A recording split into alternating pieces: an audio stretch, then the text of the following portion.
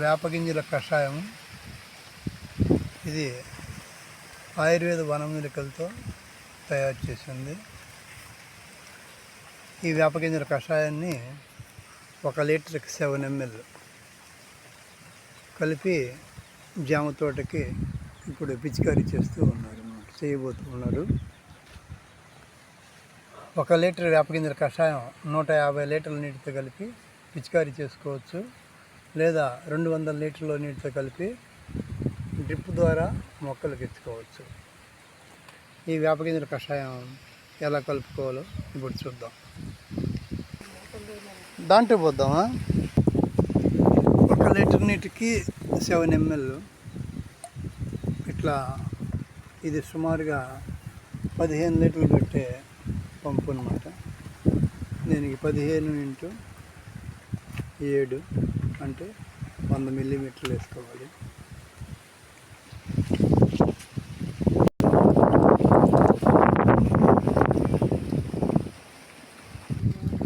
ఇది ఇలా ఉండిద్ది వేపగింజల కషాయం.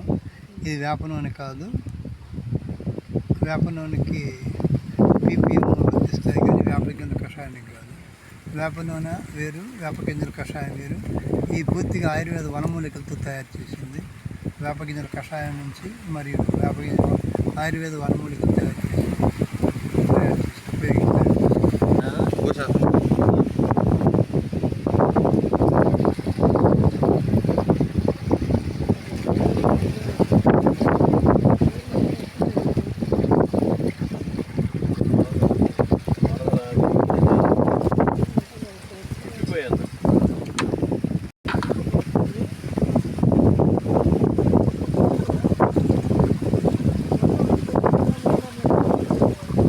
ఈ వేపగింజల కషాయంతో పాటుగా కెమికల్ కానీ ఏమీ వాడుకోవాల్సిన అవసరం లేదు.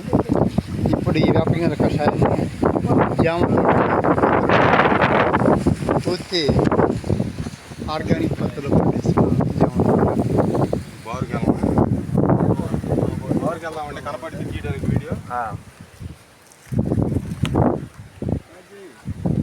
ఇక్కడికి కొట్టుకుంటూ రండిలే, మీరు రండి సార్. ఇట్లా బార్కి వెళ్ళమన్నాడు, సరిపోద్ది. మీ ఇష్టం, అక్కడి నుంచి ఏం చేసుకోండి. అయితే మీరు వీడియో తీయడానికి బాగుంటుంది.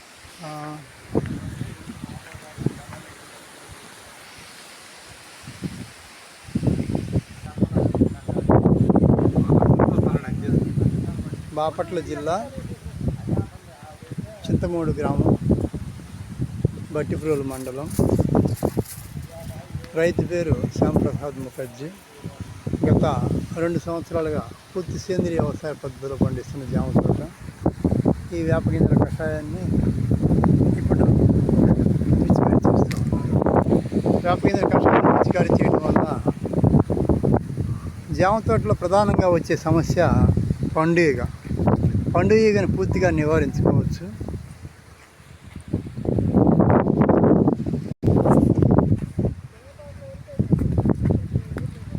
ఈ జామ తోటకి కేవలం జీవన ఎరువులు మరియు జీవ రసాయనాలు మాత్రమే ఉపయోగించారు.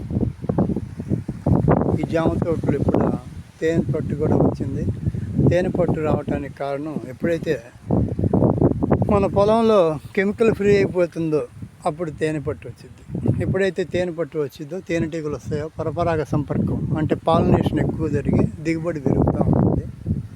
ఇట్లా వేపగింజల కషాయం స్ప్రే చేసుకునేటప్పుడు బాగా మొక్క అంతా ఆకు అడుగు భాగం కూడా తడుచుకుంటూ పిచికారీ చేసుకోవాలి.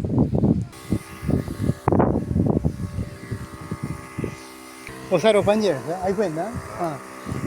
చుట్టూ కొట్టుకుంటాండి. అది ఏం లేదు సార్, ఇది చదవాలి, వర్షం పడుతుంది అట్లా. ఎకరానికి 1 లీటర్ వచ్చేసి 150 లీటర్లు, అంటే 7 to 10 ml దాకా మనం 1 లీటర్కి వాడుకోవచ్చు. అయితే దీనివల్ల 70% పెస్ట్ కంట్రోల్ అయిపోతుంటుంది. అసలు బేసిక్గా మనం మొదటి నుంచి కానీ వేపగింజల కషాయాన్ని ఈ ఆయుర్వేద వనమూలికలతో పద్ధతులు తయారు చేసిన వేపగింజల కషాయాన్ని వాడుకోవటం వల్ల మీకు దోమ కానీ, ఇప్పుడు ప్రధానంగా జామ తోటలో వచ్చేది పండు ఈగ. ఈ పండు ఈగ అసలు వచ్చే అవకాశమే లేదు. బాగా అడుగు అక్కడికి మొదటి చుట్టూ కొట్టేసాను. ఆ మొదటి చుట్టూ కొట్టాను.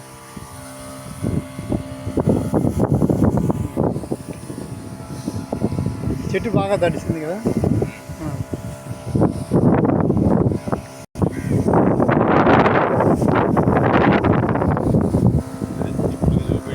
ఇలా చూడండి, వర్షం బట్టి ఎలా అయితే తడిసిద్దాం మొక్క, అలా తడుచుకుంటే మీకు పెస్ట్ రావడానికి చాలా అవకాశాలు తగ్గిపోతాయి. చాలా తక్కువ ఖర్చుతో మంచి అద్భుతమైన ఫలితాలు పొందవచ్చు ఈ వేప గింజల కషాయాన్ని, ఆయుర్వేద వనమూలికలతో తయారు చేసే కషాయాన్ని వాడటం వల్ల.